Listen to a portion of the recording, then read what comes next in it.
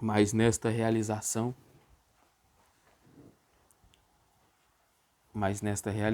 o indivíduo não é aceito por um outro indivíduo, mas somente por aquilo que eles todos entregam, sua solitude potencial, isto é, pelo espírito do coletivo. Por conseguinte, o indivíduo continua buscando o outro e é parcial ou totalmente rejeitado, pois o outro também é um indivíduo solitário, incapaz de comunhão, porque é incapaz de solitude. Essa rejeição é a origem de boa parte da hostilidade, não só contra os que nos rejeitam, mas também contra nós mesmos. Dessa forma, a alienação existencial distorce a estrutura essencial de solitude e comunhão, convertendo-a em fonte de infinito sofrimento. Na dialética da solidão, a destruição dos outros e a própria destruição são interdependentes. Quando não se preserva a diferença entre solitude essencial e solidão existencial, a unidade última só é possível mediante a aniquilação do indivíduo solitário e seu desaparecimento numa substância indiferenciada. A solução a que aspira o misticismo radical é análoga à resposta que o budismo dá ao problema do sofrimento. Não existe solidão na esfera do último, mas tampouco existem solitude e comunhão, porque o eu centrado do indivíduo se dissolveu. Essa comparação nos mostra como é decisiva a distinção entre solitude essencial e solidão existencial para a compreensão cristã do mal e da salvação. Letra D, alienação, dúvida e falta de sentido. A finitude inclui a dúvida. A verdade é o todo. Entre parênteses, Hegel. Mas nenhum ser finito possui o todo. Portanto, aceitar que a dúvida pertence ao ser essencial do ser humano é uma maneira de expressar a aceitação da própria finitude. Mesmo a inocência sonhadora implica dúvida. Por isso é que o mito bíblico da história do paraíso, a serpente pôde apelar à dívida do ser humano, a dúvida, quer dizer, do ser humano. A dúvida essencial está presente na dúvida metodológica da ciência, assim como na incerteza do ser humano acerca de si mesmo, de seu mundo e do seu sentido último de ambos. Não se necessita de prova alguma para demonstrar que, sem um questionamento radical de tudo, não existe qualquer atitude cognitiva frente à realidade. Cada pergunta pressupõe tanto um ter, sem o qual não seria possível a pergunta, quanto um não ter, sem o qual nenhuma pergunta seria necessária. Essa situação de dúvida essencial pertence ao ser humano mesmo no estado de alienação e lhe dá a possibilidade de analisar e controlar a realidade na medida em que está disposto a usá-la com retidão e senso de sacrifício. Mas a finitude inclui também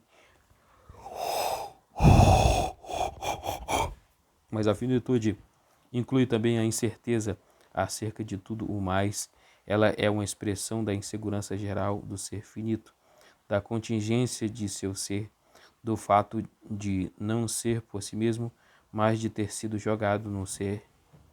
Heidegger, da falta de um lugar e da presença que lhe são necessárias.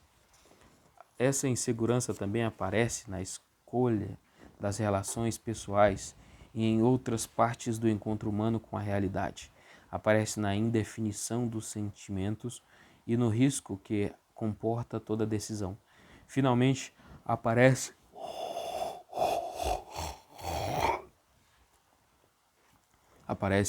na dúvida com relação a si mesmo e ao mundo como tal, e aparece como dúvida ou incerteza acerca do ser como ser. Todas essas formas de insegurança e incerteza pertencem à finitude essencial do ser humano, à bondade do criado na medida em que é criado. No estado de mera potencialidade, a insegurança e incerteza estão presentes, mas são aceitas no poder da dimensão do eterno. Nessa dimensão existe uma segurança. Nessa dimensão existe uma segurança ou certeza última que não anula as inseguranças e incertezas preliminares da finitude, nem sequer a angústia de sua consciência. Estas, porém, são assumidas com a coragem de aceitar a própria finitude. Se no estado de alienação a dimensão do último é excluída, a situação muda. A insegurança se torna absoluta e induz a desesperar da própria possibilidade de ser. A dúvida se torna absoluta e leva a rechaçar desesperadamente a aceitação de qualquer verdade finita. A insegurança e a incerteza juntas produzem a experiência de que a estrutura da finitude se converteu em uma estrutura de destruição existencial. O caráter destrutivo da insegurança e da dúvida existenciais se manifesta na forma com que o ser humano tenta evitar o desespero. Ele tenta absolutizar uma segurança ou uma certeza finitas. A ameaça de um colapso leva o ser humano a estabelecer defesas, às vezes brutais, às vezes fanáticas, às vezes desonestas, mas sempre insuficientes e destrutivas, pois não existe segurança nem certeza alguma na finitude. A força destrutiva pode dirigir-se contra aqueles que representam uma ameaça à falsa segurança e certeza, especialmente contra aqueles que a combatem ou contestam. A guerra e a perseguição obedecem em parte a essa dialética. Contudo, se tais defesas se mostram insuficientes, a força destrutiva se volta contra o próprio sujeito. Ele é arrastado à inquietação, ao vazio, ao cinismo, à experiência da falta de sentido. E inclusive pode acontecer que, para evitar essa situação extrema, o ser humano negue sua dúvida não com uma resposta real ou imaginária, mas mediante sua indiferença diante de qualquer pergunta ou resposta. Dessa forma, ele destrói sua autêntica humanidade e se torna uma peça na grande engrenagem de trabalho e prazer. Ele fica privado de todo sentido, inclusive do sofrimento de viver a falta de sentido. Nem sequer lhe resta o sentido de uma pergunta séria quanto ao sentido. Podemos observar nessas descrições que a diferença entre pecado e mal só é parcialmente válida. O pecado está presente no mal, que é a consequência autodestrutiva do próprio pecado. O elemento de responsabilidade não está ausente das estruturas de destruição, tais como sofrimento desprovido de sentido, solidão, dúvida cínica, falta de sentimento ou desespero. Por outro lado, cada uma dessas estruturas depende do estado universal de alienação e de suas consequências autodestrutivas. Desse ponto de vista, justifica-se falar em pecado num contexto e de mal no outro. A diferença entre ambos os termos é mais de enfoque do que de conteúdo. Nas análises psicológicas e sociológicas contemporâneas, outra questão cobrou uma importância de primeira ordem: até que ponto as estruturas de destruição são universalmente humanas e até que ponto são historicamente condicionadas? A resposta é que seu aparecimento histórico só é possível por causa de sua presença universal estrutural. A alienação é uma qualidade da estrutura da existência, mas a forma predominante como a alienação se manifesta depende da situação histórica. Sempre existem estruturas de destruição na história, mas elas só são possíveis porque existem estruturas da finitude que podem ser transformadas em estruturas de alienação. Há muitas análises sociológicas e existenciais do ser humano na sociedade industrial que destacam a perda do eu e do mundo, a mecanização e a objetivação, a solidão e submissão ao coletivo, a experiência de vazio e da falta de sentido. Essas análises são verdadeiras em tudo aquilo que afirmam, mas são falazes se derivam o mal da condição humana em nosso período histórico a partir da estrutura da sociedade industrial. Essa derivação implica a crença de que mudanças na estrutura da nossa sociedade alterariam por si mesmas a condição existencial do ser humano. Todas as utopias têm esse caráter e seu erro básico é não distinguir a situação existencial do ser humano de sua manifestação nos diferentes períodos históricos. Em todas as épocas existem estruturas de destruição que apresentam numerosas analogias com as estruturas particulares de nosso período. A alienação do ser humano com relação a seu ser essencial constitui o caráter universal da existência e dela provém inesgotavelmente os males peculiares de cada época histórica. As estruturas de destruição não são as únicas marcas de existência. Elas são contrabalançadas pelas estruturas de cura e reunião do que está alienado. Mas essa ambiguidade da vida não é motivo suficiente para que se derivem os males de uma época histórica utopicamente das estruturas desta época, sem referência à situação da alienação universal. Número 4, sentido do desespero e seus símbolos. Letra A, o desespero e o problema do suicídio. As estruturas do mal que descrevemos conduzem o ser humano ao estado de desespero. Em diversos momentos apontamos para os elementos que integram o desespero, mas não falamos da natureza do desespero como um todo. Essa tarefa deve ser empreendida na teologia sistemática. O desespero normalmente é discutido como problema psicológico ou como problema ético. Certamente ele é ambas as coisas, mas é mais do que elas, é uma marca final da condição humana, é a linha limítrofe que o ser humano não pode ultrapassar, no desespero e não na morte. O ser humano chega ao fim de suas possibilidades. A própria palavra significa sem esperança e expressa o sentimento adiante de uma situação para a qual não existe saída.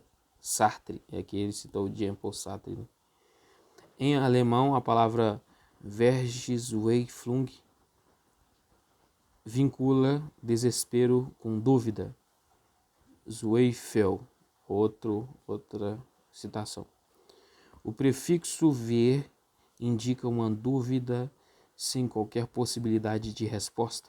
A descrição mais importante do desespero foi dada por Kierkegaard em A Doença para a Morte, onde morte significa para além de toda a cura possível. E de forma semelhante, Paulo aponta para a tristeza que é a tristeza deste mundo e que conduz à morte. O desespero é o estado de conflito inevitável, do conflito que surge, por um lado, entre o que somos potencialmente e, portanto, deveríamos ser, e, por outro lado, o que somos pela combinação de liberdade e destino. A dor do desespero é a agonia de sentir-se responsável pela perda do sentido da própria existência e de ser incapaz de recuperar este sentido. O ser humano está trancado em si mesmo, em conflito com o próprio eu. Não se pode fugir, porque não se pode fugir de si mesmo. É nessa situação que surge a questão se o suicídio pode ser um recurso para livrar de si mesmo. Não há dúvida de que o suicídio tem um significado mais amplo do que parece estar atestar o número relativamente reduzido de atos suicidas efetivos. Em primeiro lugar, existe uma tendência suicida na vida em geral, um anseio por um repouso sem conflito. O desejo humano de se intoxicar é uma consequência desse anseio.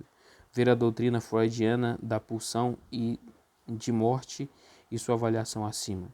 Em segundo lugar, sempre que sentimos uma dor intolerável, insuperável e sem sentido, experimentamos o desejo de fugir da dor, livrando-nos de nós mesmos.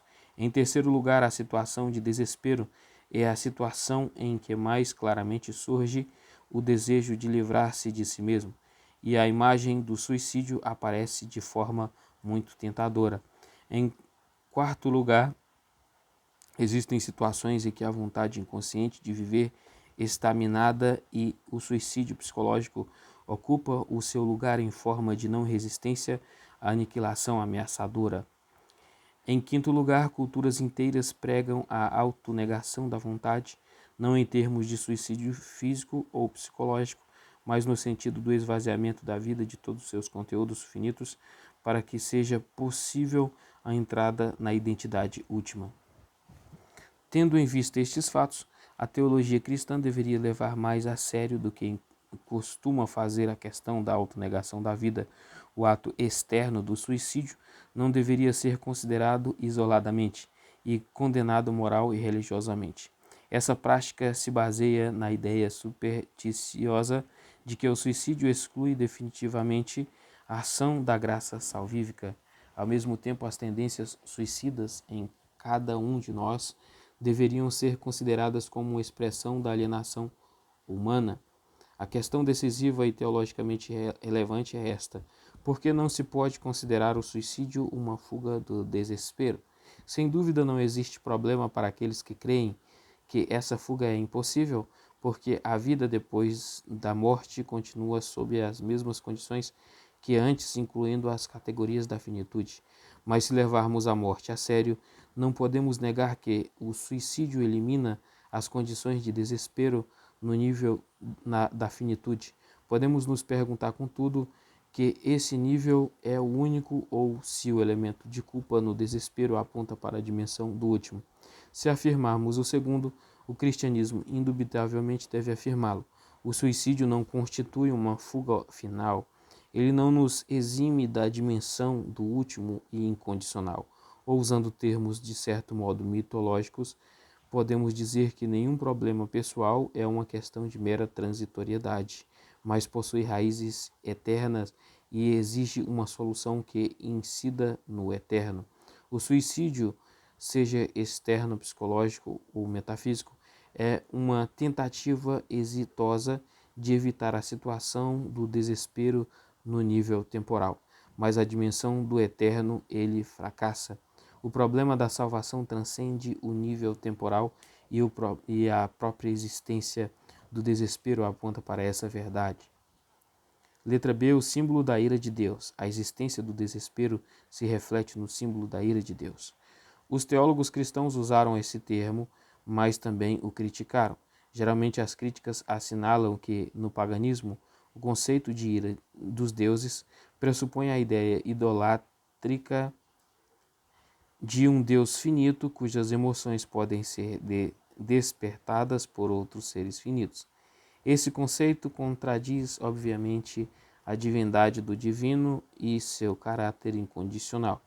Portanto, ele deve ser reinterpretado ou então inteiramente rejeitado pelo pensamento cristão. A última alternativa foi adotada por Albrecht Ritschl, não só em nome da divindade do divino, mas também em nome do amor divino que, segundo Ritschl, constituía a verdadeira natureza de Deus. Se falamos da ira de Deus, parece que criamos em Deus uma ruptura entre seu amor e sua ira. Deus, por assim dizer, se vê arrastado por sua ira, e então seu amor deve encontrar uma saída para este conflito. Interpreta-se então a obra expiatória de Cristo como a sua solução que permite a Deus perdoar aquilo que suscitou sua ira, porque a morte de Cristo, a ira de Deus, porque na morte de Cristo a ira de Deus é satisfeita. Essa concepção, frequentemente elaborada em categorias quantitativas e mecânicas, viola claramente a majestade de Deus. Ritschl interpretou, pois, as passagens do Novo Testamento em que se menciona a ira de Deus como apontando para o juízo final. Assim, a ira de Deus seria uma expressão do lado negativo do juízo final.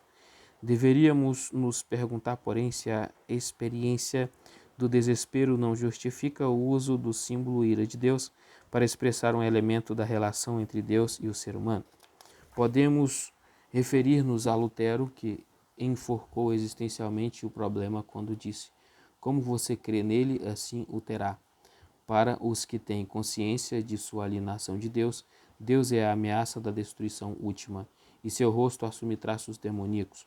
Contudo, aqueles que se reconciliaram com Deus compreendem que, embora sua experiência da ira de Deus tenha sido real, não foi a experiência de um Deus diferente daquele com quem se reconciliaram. Antes, esta experiência foi a forma como o Deus de amor agiu em relação a eles. O amor divino se opõe a tudo aquilo que contradiz o amor, abandonando a sua própria autodestruição para salvar aqueles que são destruídos. Como aquilo que se opõe ao amor ocorre em pessoas, é a pessoa que incorre num processo de autodestruição. Essa é a única forma em que o amor pode operar naquele que rejeita o amor, ao mostrar ao ser humano as consequências autodestrutivas de sua rejeição do amor. O amor atua de acordo com sua própria natureza, embora aquele que experimenta essa ação a perceba como uma ameaça a seu ser. ele experimenta Deus como o Deus da ira, concepção justificada em princípio, mas equivocada em última instância. Mas seu conhecimento teórico de que o Deus vivenciado como Deus da ira não é a experiência final de Deus, não remove a realidade de Deus como ameaça a seu ser, e nada mais do que ameaça. Sua aceitação do perdão pode transformar a imagem do Deus irado na imagem ultimamente válida do Deus de amor. Letra C, símbolo da condenação. A experiência do desespero também é expressa no símbolo da condenação. Em geral, fala-se em condenação eterna, mas essa expressão é teologicamente insustentável. Só Deus é eterno. Aqueles que participam da eternidade divina e da limitação da finitude venceram o desespero expresso da experiência da condenação. No sentido teologicamente preciso da palavra, eternidade é o oposto de condenação, mas se eterno é entendido como sem fim, atribui-se condenação sem fim àquilo que, por sua própria natureza, tem um fim, isto é, o ser humano finito.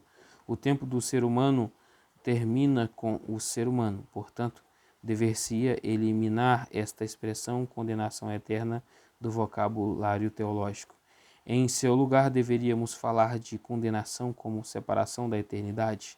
Isso parece estar implícito na expressão morte eterna, que certamente não pode significar morte duradoura, já que a morte não tem duração.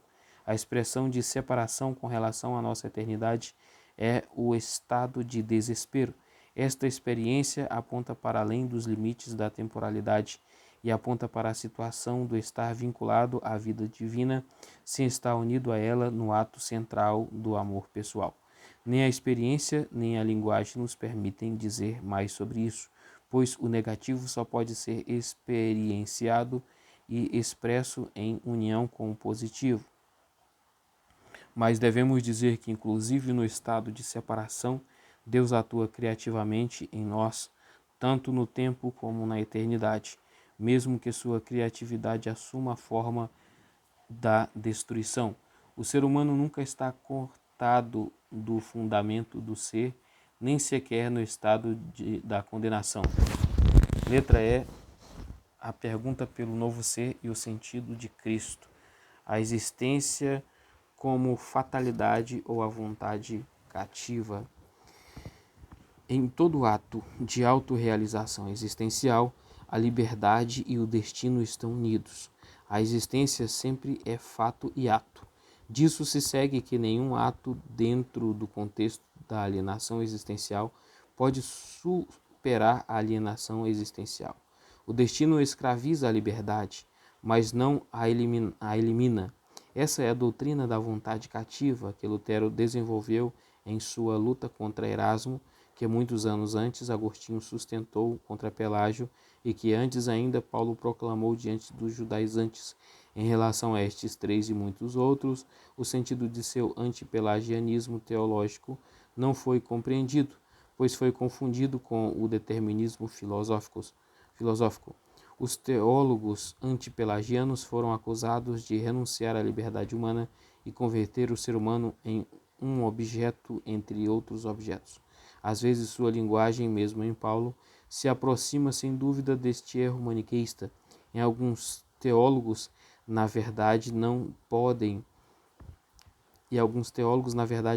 ser defendidos contra tal acusação, mas a ênfase antipelagiana não conduz necessariamente a tendências maniqueístas, pois a doutrina da vontade cativa pressupõe a liberdade da vontade. Só aquilo que é essencialmente livre pode incidir na escravidão existencial. Segundo nossa experiência, a escravidão da vontade é uma expressão que tão somente é aplicável ao ser humano. A natureza também possui espontaneidade e centralidade, mas carece de liberdade. Portanto, ela não pode incidir na escravidão da vontade.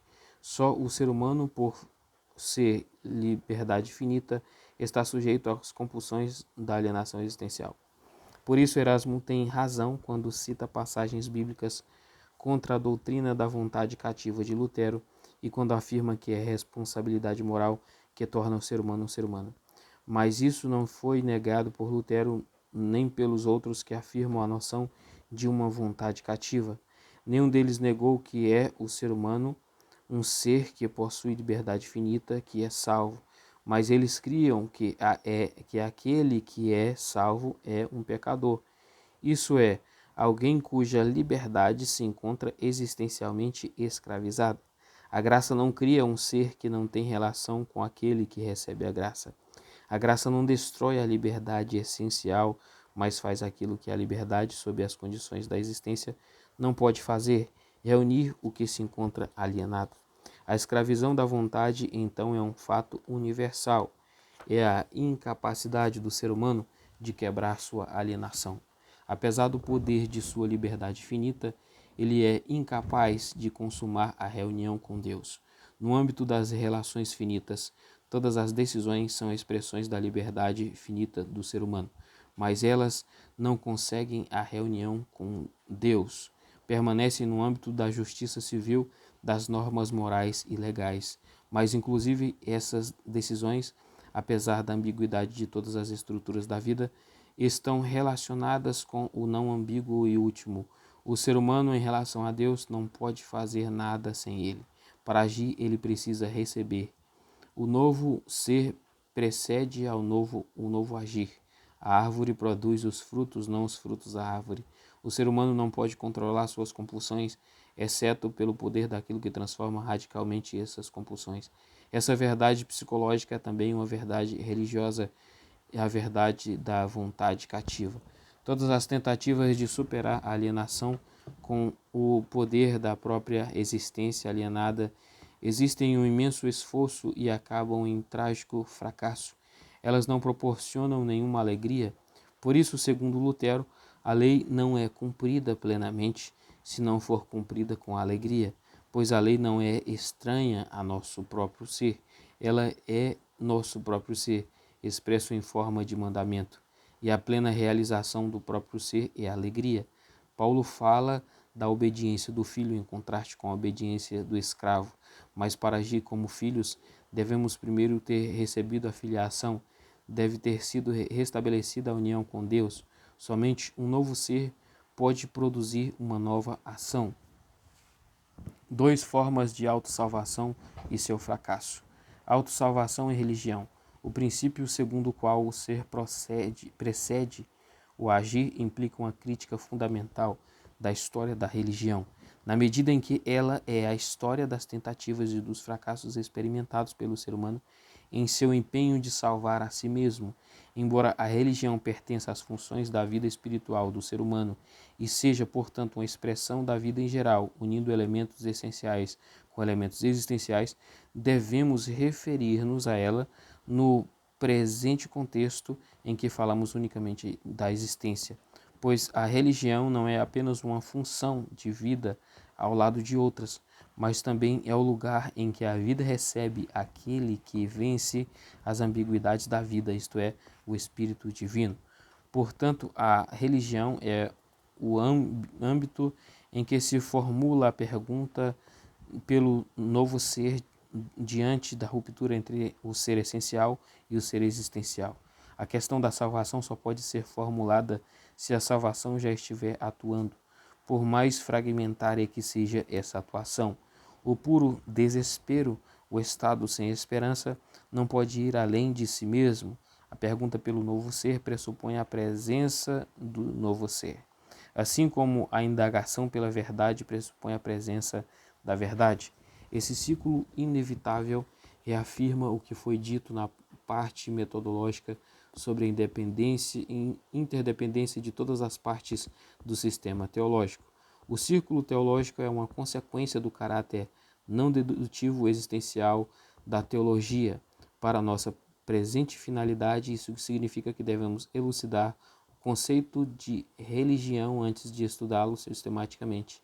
Tanto a pergunta por Cristo como as tentativas de autossalvação aparecem na esfera religiosa, mas identificar a religião com a tentativa de autossalvação é tão errôneo como identificar a religião com a revelação.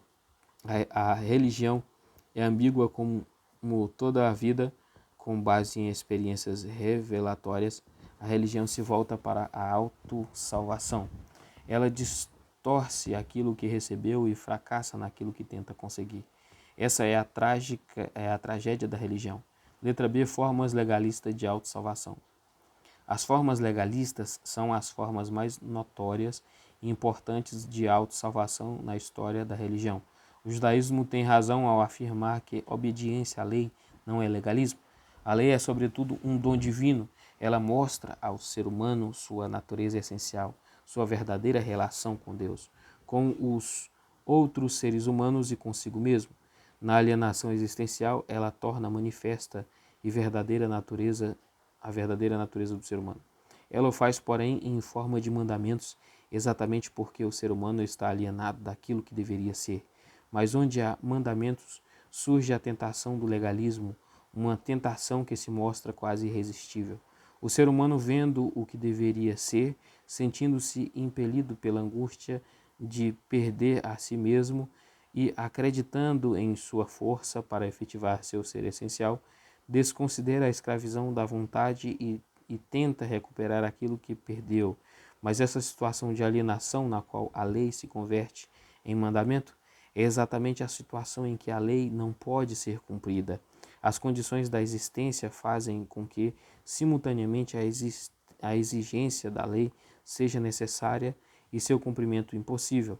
Isso é verdade com relação a todo mandamento particular e com relação à lei que tudo abrange, a lei do amor.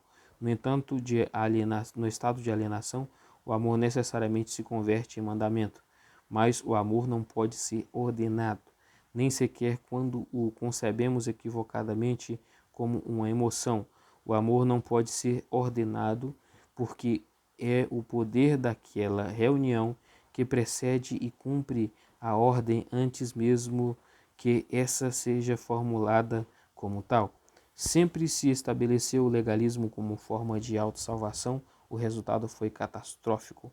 Em todas as formas do legalismo, algo que é bom, algo que está de acordo com a natureza essencial do ser humano, torna-se distorcido. Todas as formas do legalismo se baseiam ultimamente em experiência revelatória que foi acolhida e considerada com seriedade. A grandeza de todas as legalidades reside em sua seriedade incondicional, que se manifesta inclusive na obediência às leis civis e convencionais.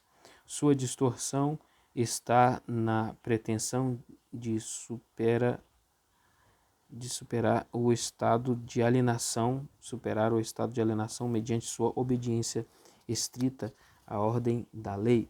O fracasso do legalismo em conseguir a reunião do que está separado pode conduzir a uma atitude só meio séria de contemporização, a rejeição da lei, ao desespero ou, através do desespero, a pergunta por um novo ser.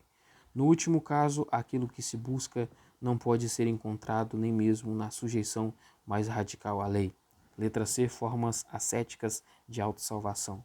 Entre o legalismo e seu oposto, o misticismo, está o ascetismo. Todas as formas de legalismo contêm um elemento ascético. Para evitar a anomia da concupiscência, o asceta tenta extinguir completamente o desejo, eliminando todos os objetos de possível desejo que puder, dentro dos limites de existência finita. Também aqui se distorce uma verdade com a tentativa de usá-la como forma de autossalvação. O termo ascetismo é usado de diferentes maneiras. Ele designa a autorrestrição motivada pela obediência à lei. Como tal, é um elemento necessário em todo ato de autorrealização moral. Ele coloca limites à ilimitação da libido e da vontade de poder e as converte em aceitação da própria finitude. Como tal, é fruto de sabedoria e uma exigência do amor. O ascetismo também pode significar uma restrição que não é exigida em si mesma, mas é usada como meio de autodisciplina, quando a autorrestrição é objetivamente necessária. Tal ascetismo é admissível se for um exercício disciplinar e não pretender ser mais do que isso. Contudo, sempre há o perigo de que seja valorizado como um meio de autossalvação. A renúncia voluntária a algo que é objetivamente bom em si, mesmo muitas vezes aparece como uma vitória sobre a alienação. Há um perigo similar em usar de restrição ascética em relação ao bem finito para se obter outro bem finito. Esta atitude foi chamada de ascetismo intramundano e está tipificada na atitude puritana frente ao trabalho, ao prazer, ao acúmulo de dinheiro, etc. Essas qualidades já tiveram como recompensa o controle técnico e econômico da natureza e da sociedade. E este controle foi interpretado como expressão de bênção divina. Embora doutrinariamente a autorrestrição ascética não ganhe a bênção divina, é psicologicamente inevitável que o autocontrole ascético do puritano seja visto como uma causa da bênção divina. Deste modo, introduziu-se nas igrejas protestantes a doutrina da autossalvação por meio de atos ascéticos, mesmo que estas igrejas se assentem doutrinariamente na mais radical rejeição de toda a autossalvação. A principal forma de ascetismo, que poderíamos chamar de ascetismo ontológico, fundamenta-se na desvalorização ontológica do ser finito. A finitude não deveria existir porque ela contradiz o ser em si. A finitude e a queda são vistas como idênticas e a realidade finita não pode ser salva de sua situação trágica. A única forma de salvação possível reside na negação completa da realidade finita, esvaziando-se o eu dos múltiplos conteúdos do mundo que o rodeia. Ponto. As principais formas de autossalvação ascética que ocorreram na história costumam formar parte de um tipo místico de religião em que se busca a autossalvação através de uma valoração mística que ultrapassa a realidade finita. Os métodos ascéticos de autossalvação fracassam na medida em que tentam forçar a reunião com o infinito mediante atos conscientes de autonegação. Mas, em realidade, os objetos da concupiscência não desaparecem da natureza humana, eles continuam presentes na forma de repressão. Por isso, frequentemente reaparecem na forma de imaginação exacerbada ou mimetizados em sede de poder, fanatismo, sadomasoquismo ou tendências suicidas. A arte e a literatura medievais nos oferecem muitos exemplos disso em sua representação da vida dos ascetas. Como elemento do processo vital, o ascetismo é necessário como tentativa da autossalvação, não é mais que a perigosa distorção e o fracasso. Letra D. Formas místicas de autossalvação. Ordinariamente, a forma ontológica de ascetismo aparece no misticismo. Por isso, devemos tratar agora das tentativas místicas de autossalvação, já que os teólogos protestantes acusaram reiteradamente o misticismo de ser apenas uma forma de autossalvação. É necessário distinguir os diversos significados do termo místico. Místico é, antes de tudo, uma categoria que caracteriza o divino como estado presente na experiência. Neste sentido, o místico constitui o coração de todas as religiões. Uma religião que não possa dizer o próprio Deus está presente, converte-se num sistema de regras morais ou doutrinas que não são religiosas, mesmo que derivem de fontes originariamente revelatórias. O misticismo ou a presença sentida de Deus é uma categoria essencial à natureza da religião e nada tem a ver com a autossalvação. Mas a autossalvação é evidente se alguém tenta alcançar a reunião através dos exercícios corporais e mentais. Grande parte do misticismo oriental e alguns misticismos ocidentais são dessa índole. Neste sentido, o misticismo é, em grande parte, embora não totalmente, uma tentativa de autossalvação, uma tentativa de transcender todos os âmbitos do ser finito para reunir o ser finito com o infinito. Mas essa tentativa, como as demais formas de autossalvação, redunda em fracasso. Jamais se atinge uma verdadeira união do místico com Deus, e mesmo que se alcance, não se superaria a alienação da existência cotidiana. longos intervalos de deserto da alma se seguem a momentos de êxtase, e a condição humana em geral não muda, porque as estruturas da existência permanecem inalteradas. Contudo, o misticismo clássico nega a possibilidade de autossalvação no último estágio do êxtase. Apesar de todas as preparações, a reunião estática com o último não pode ser forçada quando se atingiu esse ponto. Ela é um dom, mas é possível que este dom jamais se concretize.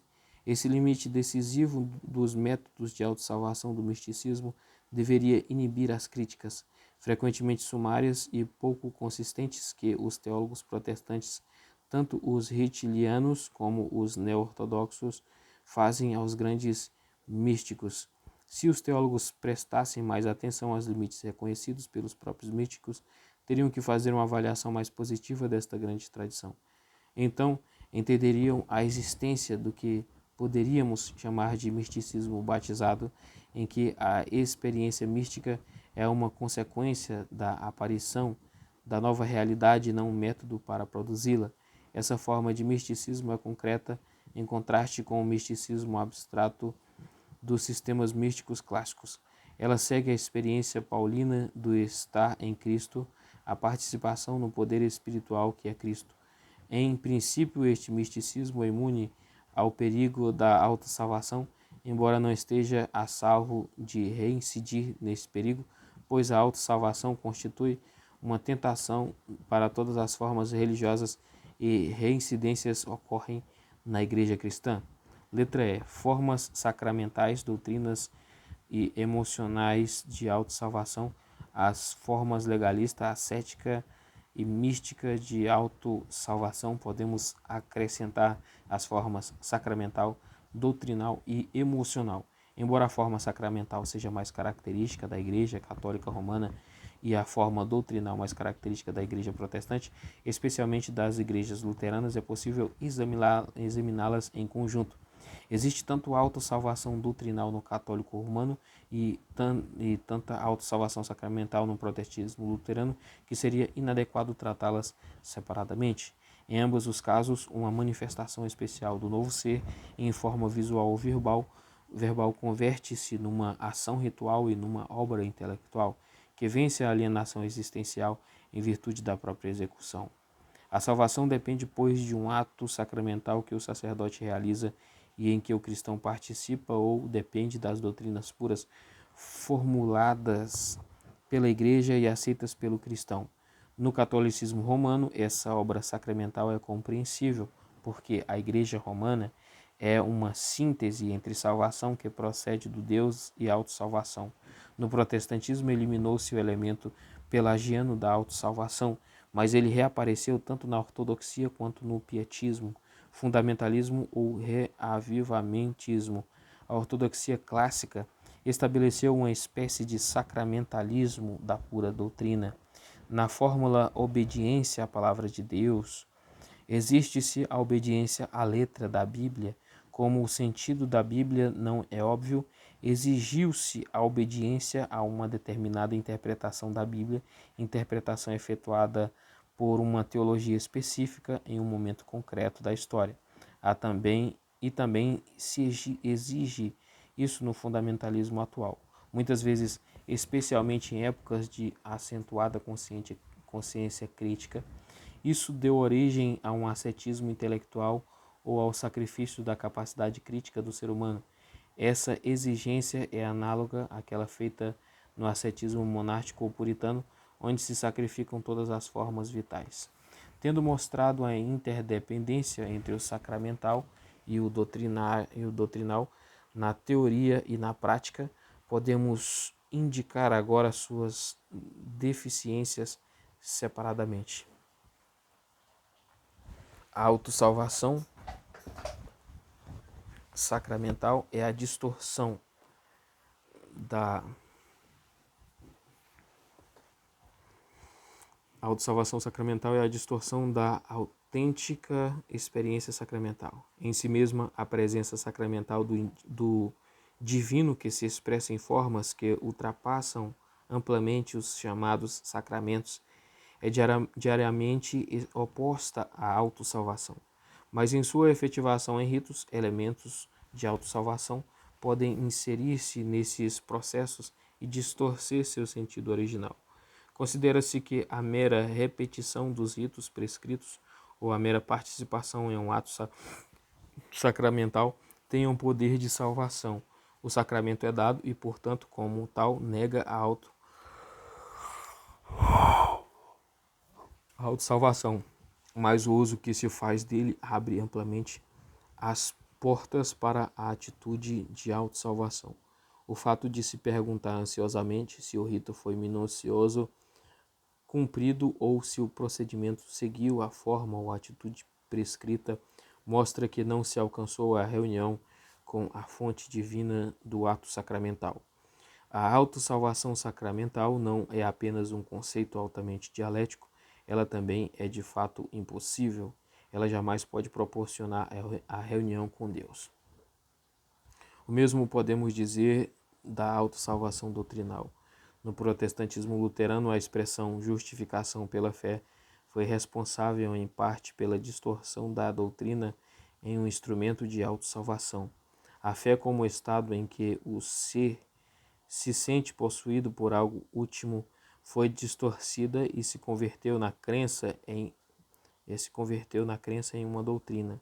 Assim, a fé como recepção da mensagem de que somos aceitos por Deus tornou-se uma proposição que devia ser objeto de uma afirmação intelectual. Mas a exigência dessa afirmação não pode impedir que surjam novas questões